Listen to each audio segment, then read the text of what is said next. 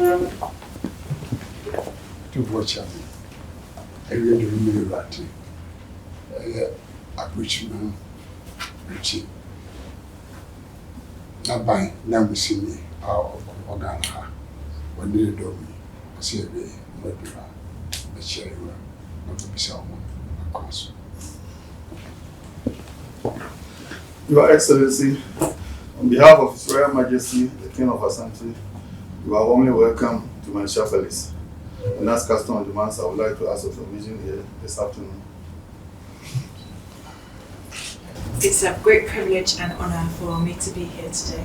I'd like to introduce my colleagues, if I may. So I have with me Selina Bhatia, who is the Deputy Development Director for the British High Commission in Accra. I have Huma Namuzi, who is the head of the Political and Governance team at Political Council. I have Zoe, whose surname I have forgotten, Robson. Zoe Robson, our Political Officer in the Political and Governance team, and Cecil Sampson, another Political Officer at the British High Commission. We've come here today for me to pay a farewell call on His Royal Majesty Otumfuo Tutu II. His Majesty has been an inspiration through my time in Ghana. It has been one of my most treasured experiences, a set of my most treasured experiences, to come to Manhyia, to join in celebrations such as the Kwesi Day, also the anniversaries through last year, His Majesty's 25th anniversary on the throne, the commemoration of the sacking of Kumasi, to see the return of some of the gold artifacts that were looted from Kumasi, and to celebrate also the commemoration of the return of Prempeh after his exile in the Seychelles. That is the purpose of our visit, to pass on my sincere thanks personally, as well as on behalf of my colleagues at the British High Commission, and to wish him well in his future years on the throne, wish the Kingdom of Asante well over the years to come, and also to plead for the same warm welcome for my successor when he arrives as High Commissioner of the United Kingdom to Ghana, which will be at the beginning of August. Thank you very much for your time here in Ghana and then in Kumasi. And I know that during your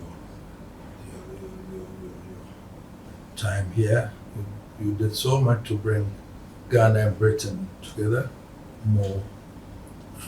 There have been various initiatives that you led and all that, and you came in before elections, yes, and the observations at that time and all through the collaboration that has gone on between Britain and Ghana. So, fighting for human rights at a point where people were eager not to know exactly where you were standing, but then you were defending the rights of the ordinary people and all that. Sure. And following up with development projects and collaborations and all those things. I've been following with keen interest, and I have to say that you made an impactful input on us, because you showed that you were here to bring Ghana and Britain together, and every effort that it was in your power, you did, from observation and doing things that would inure to the benefit of Britain and Ghana. So, Trade, for example, I know that we've been going through some problems, and therefore, but we still would have to look at it again and see how best Ghana and Britain could be looking at the collaborations in trade. I think it's not like it was previously. I don't know whether Britain is because of services, no industry and everything, because that is where we feel that we could have collaborated very well. So, technical education, for example, the support that you have. So those are all areas that we believe strongly. But we've learned so much from you in terms of democracy. I know Britain is very keen into letting Ghana succeed in that, and fortunately, we thank you for your support to Parliament and all that, and to government, because we've been doing so far. So the Electoral Commission, for example, the support that you gave, we've been doing good so far. and I believe strongly that it shall continue. Ghanaians are determined, no matter the rough patches that we go through, we still are determined that majority of them still believe that democracy is the most better form of governance that everybody, at least anybody at all, will take a decision on who should be his president or minister, parliamentarian or something. So the belief is there, and I believe strongly that it's still going to go on, and we will also count on Britain's support to help us to be able to do that. In terms of advancing investment, Britain has not been forthcoming with investment, so I have to be honest to hear. There have been trade delegations coming in, but I don't think it's been very effective enough for us to be able to feel it. And the impact of China is still there for us all to see. So we believe that Western brothers and sisters would also be able to match it up, and then let's see how much we can do. I know that Britain is going through some problems itself, but your good should be good enough for us. It's not because we feel, whether we like it or not, we feel very comfortable with Britain than any other. So these are areas that we still feel that we can explore further and see how best the support to support each other in relation to our development path. So therefore, I would, even though you're going, you're handing over notes, whoever is coming to succeed will be able to follow from where you are leaving.